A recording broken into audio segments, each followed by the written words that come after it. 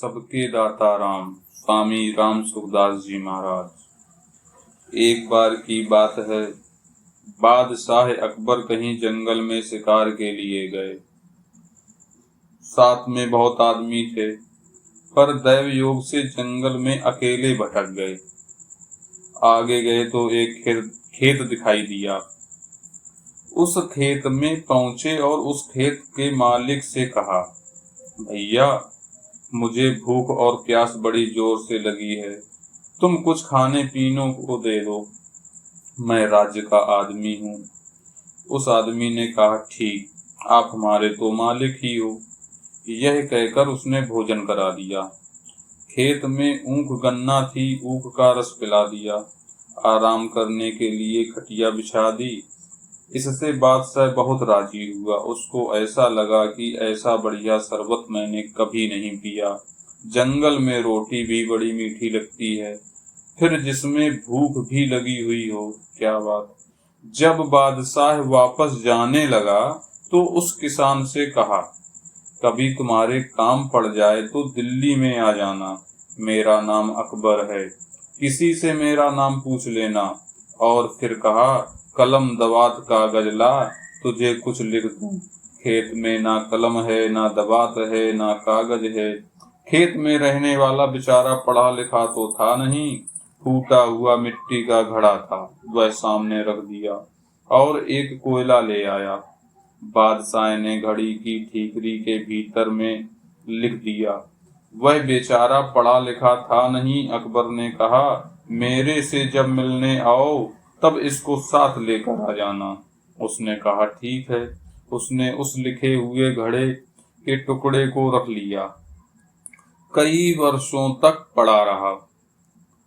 जब अकाल पड़ा और अनाज कुछ हुआ नहीं, तब बड़ी तंगी आ गई। उसने लिए अन्न और गायों भैंसों के लिए घास तक नहीं रहा, दोनों के लिए पानी नहीं रहा। तब स्त्री ने कहा, राज्य का एक आदमी आया था ना, उसने कहा था कि आवश्यकता पड़े तब दिल्ली आ जाना, उसके पास जाओ तो सही। स्त्री ने बार बार कहा तो ठीकरा लेकर वह वहां से चला। दिल्ली में पहुंचा तो लोगों से पूछा, अकबरिये का घर कौन सा है। अकबर का नाम सुनकर किसी ने बता दिया। खास महल के दरवाजे पर जाकर पूछने लगा, अकबरिये का घर का यही है क्या। द्वारपालों ने डांट कर कहा, कैसे बोलता है, ढंग से बोला कर। वह तो अपनी भाषा में सीधा बोला और उसने ठीकरी दिखाकर कहा, जाकर कह दो एक आदमी आपसे मिलने आया है। द्वारपाल चकरा गया कि बादशाह ने स्वयं इस पर दस्तखत किए हैं। उसने जाकर कहा, महाराज एक ग्रामीण आदमी है, असभ्यता से बोलता है, बोलने का भी होश नहीं है, वह आपसे मिलना चाहता है।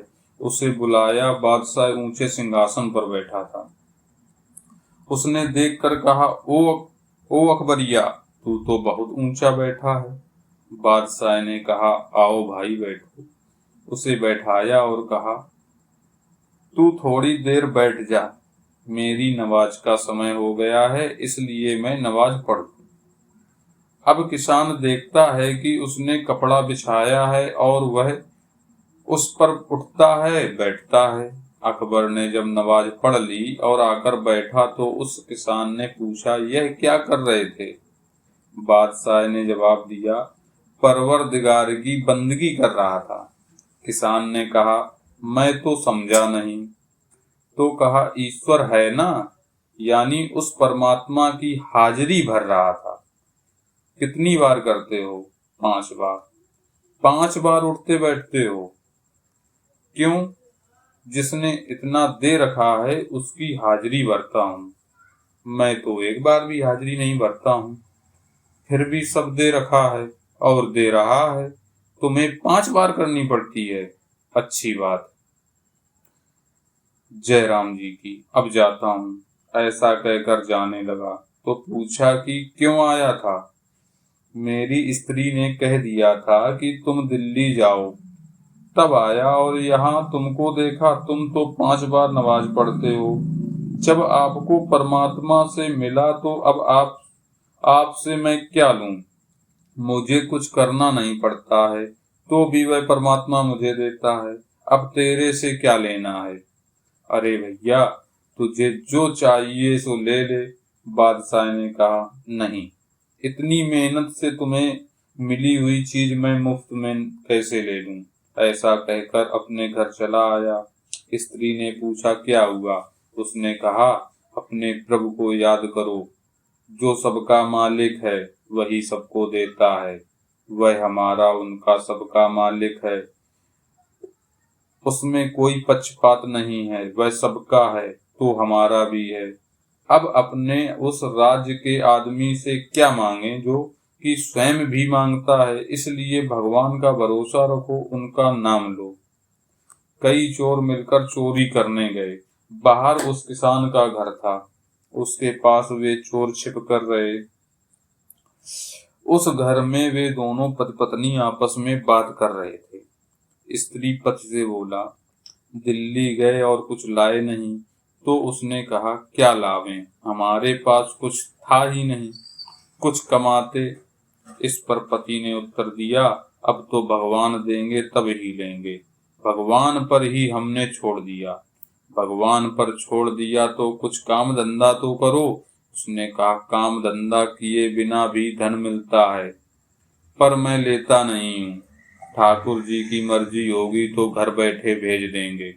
इस प्रकार स्त्री पुरुष आपस में बातचीत कर रहे थे।